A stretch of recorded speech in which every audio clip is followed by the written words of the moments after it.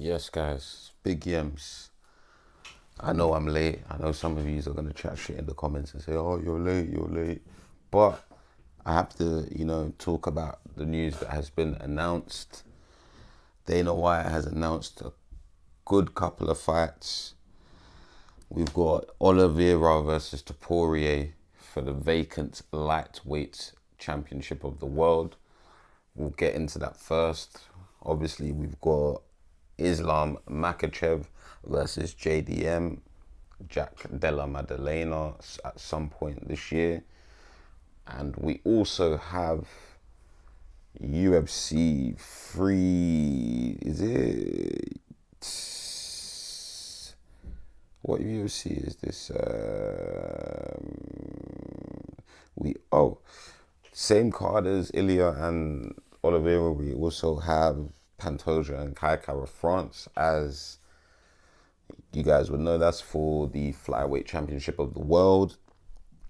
We also have at UFC 319 the main event, Duplessis versus Chimaev. Obviously, the whole card for UFC 317, which is obviously Ilia versus Oliveira. The full card. I don't know if this is the full card, but so far the fights that have been announced, we'll talk about those. But yeah, let's start off with Ilia to Poirier and Charles Oliveira. First of all, we're not getting the super fight that everyone thought we would get, which is Ilia versus Islam. We are getting Charles Oliveira versus Ilia Topuria for the lightweight championship of the world. So as you guys know, Islam has now vacated his belt. I don't think that is something he would have happily have done. I think the UFC may have potentially forced him to. I don't think they. I don't know. Some people are saying the double champ stuff clashes with their schedule. Some people are saying some people's theories are that because Ilia and Islam both kind of tried to force the UFC to make that super fight between the two of them, the UFC is kind of letting them know, no, we run the shots here. Who knows? But we're not getting the super fight. We're not getting double champ, and I don't think we'll get double champ anytime soon, which is a shame. But it is what it is. We just gotta, as fans, we don't like it. As fighters, they might not like it, but it is what it is. You just have to keep doing what you have to do to build yourself and make yourself undeniable. I mean, theoretically, if Islam does win the belt at welterweight, and let's say he wants to go back down, and then he gets the belt back there, in a sense, I would call him a double champ because it's not actually his fault that he couldn't hold them simultaneously. However, let's get on to Oliveira and Topuria. I'm going to give you guys my early predictions because obviously this fight is in a month's time, a month or so. And those of you that have been following the channel for a while now, you would have seen my video that I made about Ilia Topuria versus Charles Oliveira. I can't remember why I made that video. I think I was talking about potential matchups at lightweight, and I did think that would be a very good matchup. Listen, what I will say, Charles Oliveira, listen, very good contender, great fighter. But like Topuria has said, Charles has been hurt many of times. And listen, I'm not gonna lie, guys. Every time that I personally have watched Charles Oliveira, he has been hurt. Every single time I've watched Charles Oliveira fight, he has been hurt. And I'm gonna be honest, Topuria hurts, guys. He knows how to hurt, guys. And if you guys think that Topuria is not going to land on Charles and hurt him, you have to be bugging. You must have lost your mind. Listen, I like Charles Oliveira. He has a very good skill set, but in terms of footwork, movement, because you see Topuria's game, yeah. I broke down Topuria's game one time in a video I did a long time ago. Not a long time ago. When did Ilia and Max fight? It was last year now, wasn't it? Yeah. It feels like a long time ago. You know, that's how you know so much has happened in the last couple months. But before that fight happened, a few months before that, I made a video as well about Ilia Topuria versus Max Holloway, my early predictions, and I broke down Topuria's style. And listen, I knew that if Topuria got Max to where he wanted Max to be, he could hurt him. And my question was always, will he be able to take the power? Because you don't want to be backed up against the cage with nowhere to go. Because it's not like in boxing where you can kind of lean on the ropes. When you get backed up against the cage, you're in the danger zone. So Topuria is going to walk forward again when he faces Charles. That's the reality. He's going to come forward and he will back Oliveira up against the cage. A couple things I could see happening is when Ilia backs Oliveira up against the cage, Oliveira might try to go for the clinch, you know, might try to land some knees to the body in the clinch and whatnot. Because I'll give it to Charles, he's got very good Muay Thai. I feel like Ilia's going to be strong enough to avoid getting out clinched. And I think, listen, Ilia throws very good combinations, very good boxing. No one in the UFC throws combinations like him. And I think he's going to be able to back Charles up. I think he's going to be able to avoid the clinch. And I do think he will hurt Charles early. I won't lie to you guys. I do see that. And even if there's situations where they end up on the ground, I do feel like Ilia Topuria will be able to deal with Charles Oliveira on the ground. He's not going to be like a Michael Chandler. He's just dumb and, you know, will give up his back. And the thing is, we might actually see Ilia reverse certain situations. So it's going to be a good matchup. It will be competitive for however long it lasts. But Ilia Topuria will become the lightweight champion of the world. Yeah, man, it's crazy, man. It's crazy because then what happens then? Does he fight Arman? Because I potentially think Arman could beat Ilia. Stylistically, I think that is a matchup that Arman could do very well in. So yeah, man, it's just crazy, man, how things are going this year in terms of fights. We'll get on to UFC 317, the whole card as a whole, in a second. Well, later on. Obviously, like I said, that's what Oliveira and Topuria are headlining. But we'll talk about... we got the co-main event on that same card. You know what? We might as well talk about the full card quickly. We got Pantoja versus Kai Kara France, and I've not really got much to say about that fight because I just feel like Kai Kara France could hurt Pantoja, but I think Pantoja is going to be able to deal with the power, and I feel like Pantoja will do what he knows best, which is to human backpack. You know what? I'll give it to him. The last couple fights I've seen him in, he hasn't really been doing the human backpacking. But we know what to expect. He's going to mix in the takedowns. and he'll probably get a decision win, control Kai Kara France on the ground. Yeah, man, it's a shame because I would like Kai Kara France to win, and I feel like he could win, but I don't see him. When I actually think about it, I don't see him hurting Pantoja enough to put him out. So I do feel like Pantoja will probably get the win on that.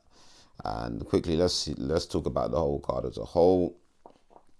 Obviously, we got wow, wow, wow, wow, wow, wow. Wait, guys, why have they done this? I'm a bit confused. Why is it Ilia Topuria versus Charles Oliveira when Charles Oliveira is ranked number 2? So what does that mean? Charles is gonna come in the blue corner. I don't get that. That's a bit mad. But cool. Then we have Alexandra Pantoja versus Kai Kara France as the co-main.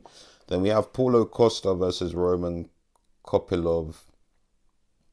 I'll be honest though, if that is part of the main card, there's nothing wrong with that.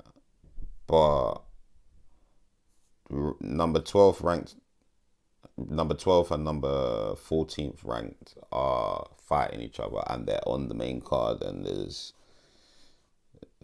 so we have Benil Dariush and Renato Moicano as well. Janata Diniz versus Justin Taffa. If that's on the main card, that's crazy as well. There's Brandon Robial versus Manel Cape. I've forgotten how to say his surname. But if that's on the main card, that's not too bad.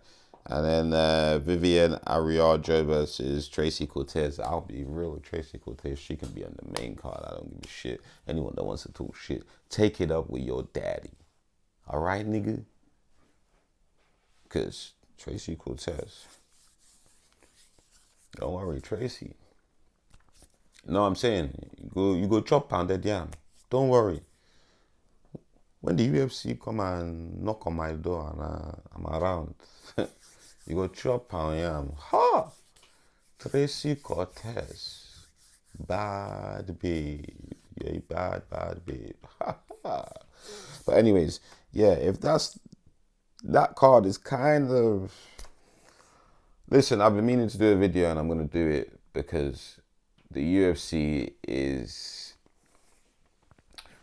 Don't get me wrong, they're still delivering the big fights, but like the whole card as a whole, they've been lacking a lot recently. And I believe this is international. Yeah, this is the card for International Fight Week, and you couldn't come up with a better card than that. Like, come on, guys, man. This is a piss take. It's International Fight Week. From top to bottom, we're not expecting a UFC 300 card. It's not, UFC 100 or like a milestone like that. But I'm not being funny. Like, it should at least have, quite a stacked card. I wonder what the early prelims and whatnot are gonna be like, because boy, the UFC has been kind of disappointing recently in terms of the overall card. And like I said, I'm gonna do a video where I'll talk about what's going on with the UFC, because the UFC, in my opinion, and it's mad that I'm gonna say this, yeah, because I'm a big UFC fan, and I do like the structure of it compared to a lot of other MMA organizations, but UFC need to change their product, and they need to, not necessarily their products, they need to rebrand. It's the same old. We're in 2025, man. We need some, you guys need to, get with the times a bit, in terms of the overall structure. That's for another video. But yeah, then we've got where is this fight?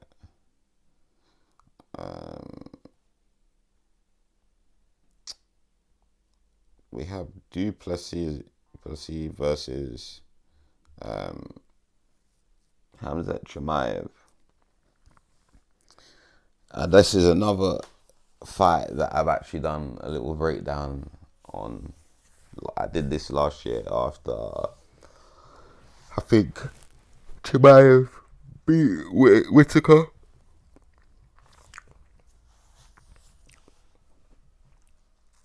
And I know everyone was picking Chimaev to win. Everyone thinks he's going to ragdoll Du Plessis. But you know what the maddest thing is, guys? I'm not even a big Du Plessis fan. I'll be real, I'm not even a fan. I'll be honest. I respect him and I rate him for what he's doing and how he does it. It works for him. So, kudos to him. But I'm going to be honest, guys. Unpopular opinion. Very, very unpopular opinion. Hamzat Chimaev will lose to Du Plessis at UFC 319. Wait, I just realized, guys. UFC 318. Wait. So when's UFC 318? They ain't announced that yet. Shit. Actually, no, that has been announced time ago now. See, guys, there's just been so much going on. But anyways, yeah. Hamzat Chimaev will lose to Du Plessis at UFC 319. Oh, yes, Max Holloway and Dustin Poirier. I forgot about that. But yeah, Hamzat Chimaev will lose to Dracus Du Plessis at UFC 319. I know a lot of people are going to say, oh, you don't know what you're talking about. Oh, balls. They'll probably even get gas to his music and whatnot. But I'm going to be honest, guys. I do not see Chimaev beating Du Plessis. He's not going to ragdoll Du Plessis like he did Whitaker. Definitely not. That's one thing people need to understand. He's definitely not doing that to Du Plessis. Because Du Plessis is not going to settle. Chimaev can try and take him down, but he's not going to settle. All he has to do is make it out of the first round. Because I do feel like Chimaev is going to try and go in there and prove a point. And probably try go in there and get it done quick. But I'm going to be honest. The crazy thing is, I think that's a bad idea. But then at the same time, I think that's Chimaev's best bet. I'm not going to lie, guys. I think that's his best bet because if he can get Du Plessis down in the first round or the first two rounds and do what he needs to do, get the submission, that's Chimaev for you. But with that being said, I don't think that would be smart because you're going to gas yourself out and then you still got 3 other rounds. And I think Du Plessis could potentially beat you up a little bit, I'm not going to lie.